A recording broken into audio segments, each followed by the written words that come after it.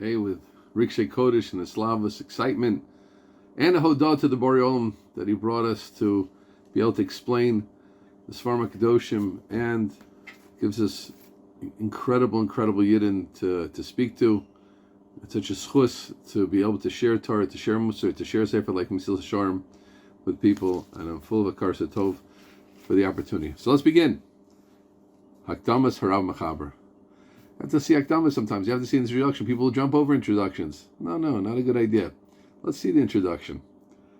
Now, you'll see that we should see the introduction because, in fact, Rabbeinu Ramchal, who we said so much about already, starts with a bomb. And one of the biggest chidushim in the whole Sefer is coming up in the first few lines. Amar Mechaber. Hachibur hazeh lo chibartiv lilamed lebnei adam. I didn't write this to teach people et asher lo yadu, things they don't know. Ella laskirim, to remind them. Es yadu lehem kfar u'merfusam etzlam pirsum gadol. Things that they know and things that are mefursam, that are widely acclaimed. Pirsumim. Marketing is called farsem. Pirsum gadol. Wow. I didn't write this to say chidushim. Sometimes people write a sefer. It's mali chidushim. I only included my chidushim, included my novel points. I wanted to share my novel points so that see where says Rabbeinu. No, I'm coming to talk about what's known and to remind them. Now, let's understand. He's talking to people who are religious, right? So you say like, oh, I maybe was a secular Jew 6 months ago or something. I didn't know these things. Okay, you're a secular Jew. You didn't know about these things. God bless you for listening now. But he's talking to religious people, obviously, and I would think knowledgeable people. But he continues his why. Why am I only writing to remind? Kilo timtza barov dvarai. In most of what I write, you'll find dvarim shero ben adam yodim osam lo mistapik b'hem klal. Most of what I say are things that everybody agrees with it.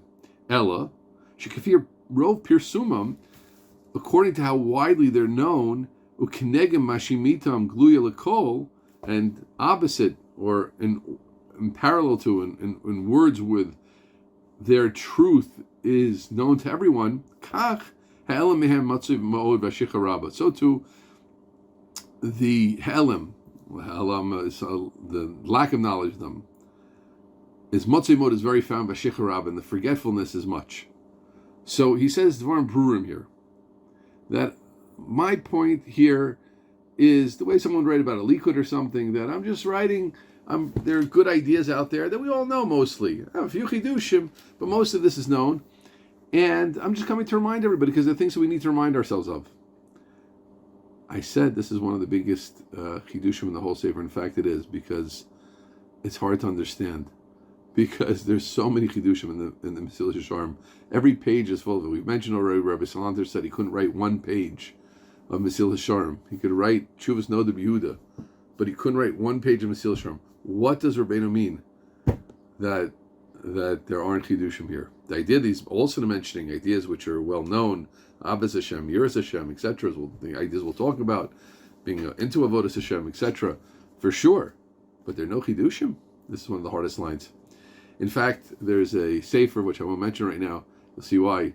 That's written on this, and my Rebbe Rav Leichter one time quoted it. And he said, if this is the pshat, like X says, then I'm throwing out the Mesilas Yesharim. That's how much he didn't like that pshat. So I'm not going to say what that pshat was.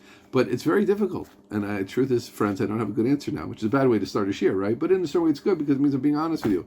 And hopefully, when I have what to say and to add, I will. And it's something to think about, right? What does he mean? Okay, so Sheila, maybe we'll find an answer as we learn. But that's what learning is all about, not just having answers. Especially a sefer like Mesilas Yesharim. Mesilas Yesharim is a sefer which puts us in a certain place. And what I do want to say is the idea that we have to see this last line. Kifi rov pirsumam, as much as the ideas are known, and as much as everybody thinks it's truth, like, why is that? Think about it. It's such a so counterintuitive. As much as it's known and it's truthful, to that extent things are forgotten. So I'll tell you what the pshat in that is. And it makes total sense, and once I say, you'll see it. That when someone comes to you and says something that Yiddishkeit is all about the purple, okay, now he might be a nutcase, so you say, I'm not listening to him. But let's say, the Gadol Dor, Moshe Hirsch, comes and says Yiddishkeit is all about purple. You say, this is a man who has a lot on his shoulders. He wouldn't just say a silly thing. There must be something there. He's saying some chiddush. It's obvious the chiddush is. But if someone gets up and says that Limud Torah is a chashuv thing, yeah, I know that, of course. But here's the point. Once you know it on your conscious level so clearly, you often don't delve into it. And you don't really deal with the simple things. And we find a lot of things like fundamentals. Excuse the reference, but there was a certain basketball player who they used to call the fundamental. From what I remember, I think I missed him a little bit. I skipped over him. It was after my time, so to speak. But when I checked into a little bit, the idea was that he was so solid on the fundamentals. So solid. And that was what made him such a phenomenal player. No, but why isn't everybody solid on the fundamentals? Of course you have to be into the fundamentals. If you're learning, you have to read carefully, you have to cheshbon carefully, you have to think what you're saying. If you're davening, you have to focus, right? I have this wild chiddush. It's a good idea to turn off your phone before davening. Oh, that's radical. It's a good idea to leave your phone home before davening so you won't be distracted by it. A phone on airplane mode and on silent is different than a phone that's off, is different than a phone that's at home. That's a fundamental thing. Davening is all about kavanah. Davening is all about talking to someone. How can you talk to someone? Your mind's all over the place. But when we hear these things, because we've heard them so many times, so they don't penetrate into us. And by the way, this is of course a very important thing in chinuch habanim.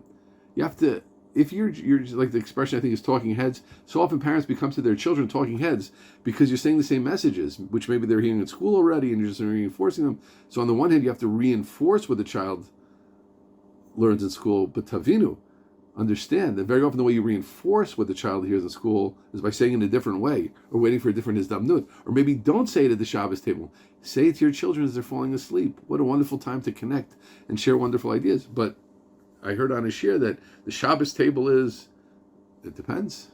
If it's all mayhem's breaking loose in your house, or everybody's tired, or your wife or your husband aren't in a good mood, and now you're sharing ideas, it's not the time to share ideas. You have to think. So this is an incredible idea. In certain way, it's a little bit of a sad idea. It's a hard idea, but that very often the ideas that we know are dafka the ones that we don't go into. Right? I read about a certain Anam Gadol. He said about himself, what made him great? So all those ideas that everybody talks about doing, I did them. Like how do you know? Chazara. How do you make a good marriage? Think about your spouse and be nice to them. Well, that's radical. No, we need chidushim. We need wild ideas. So that's the idea that Rabbeim is saying here, which is fascinating. The yesodistic of things. Again, the chidushim. There are many, many chidushim. But the fundamental ideas that he's going about are things that naturally, when something is fundamental, when something is well known, we don't go into it. And I think that's what Rabbeinu means. One last point, which I forgot to mention before, about the idea of how many chidushim there were. The Rabbi Yerucham said, the great mashgiach of the Mir in pre-war Poland, there you see the Mir mashgiach, Rabbi Yerucham Levavitz, Or Holam, Rav Wolbe calls him, light of the world. He said that all of the Ramchal's Kabbalah, he put into Mesilas Yesharim. That means all that's written in 7 volumes we have in other volumes. Ramchal was an amazing, amazing Kabbalist, which openly we don't see that. Many people have no asik at all, no yad, no touch with Kabbalah. Learn Mesilas Yesharim and dig into Mesilas Yesharim. But all that is somehow in this book. So it's Mali Chidushim. Okay, that's our question. But what we did learn is this amazing idea that, and therefore we have to always watch ourselves. When there are ideas which are obvious to us, make sure to go into them. Don't let the obviousness of the idea make that we are not attached to the idea. Realize that there's going to be a hurdle and a boundary. And when we say, oh yeah, I've heard that. I know that story. Why should I listen to the story again? Perfect example, right? I don't want to listen to the story again. I heard that the rabbi said that story again. Doesn't he know the joke that you're not allowed to say? Doesn't he know that they said to a certain Rav, how many times can you repeat a story? Oh, a story in your sermons? Once every 2 years, and a good joke. They have to wait 5 years. You have to wait 5 years. How about a Dvar Torah? You can say the same thing in the same drasha, right? So despite the joke, despite the cynical joke, it has to be a person hears a story. Let me hear it again. I'll hear another tom in it. I'm a different person now than I was when I originally heard the story.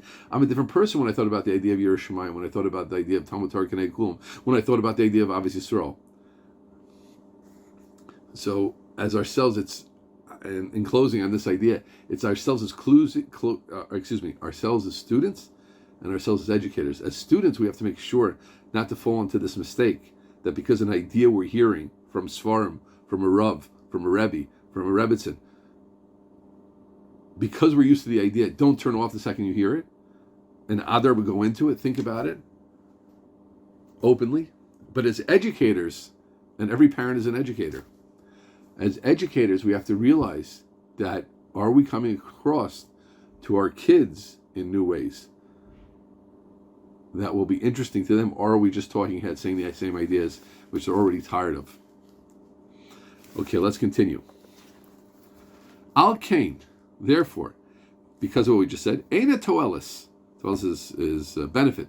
Hanilkat, which is gathered, Mizah Sefer Yotzei Minakriya Bo Pamachas. You just read it one time, it's not going to have a big effect to you. Kikvar Efsher, it's Pashur Lo Yimtza Kar B'Sichlo. You won't find in his seichel, in his reasoning, Chidushim, Ach Kriyaso Shlo Hayabo Lefnei Kriyaso. Elamat. You'll find a few Chidushim, but if you're reading it for the Chidushim, close it now.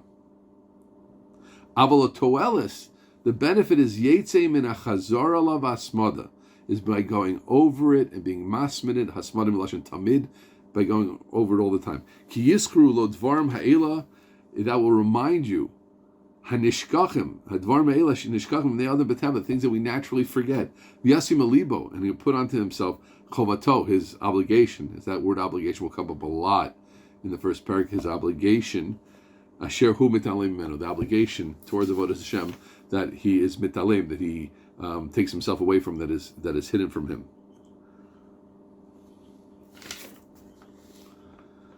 So we have to take the Sefer seriously, and the way to take it seriously, Ramedo says, is by learning it many, many times, and reviewing it and going over it. In fact, Rav Volba, the great Mashgiach, said, I believe I heard it from him, it's definitely written also, he learned it no less than 45 times. 4 or 5. That's tens of times he learned Mesilas Yesharim.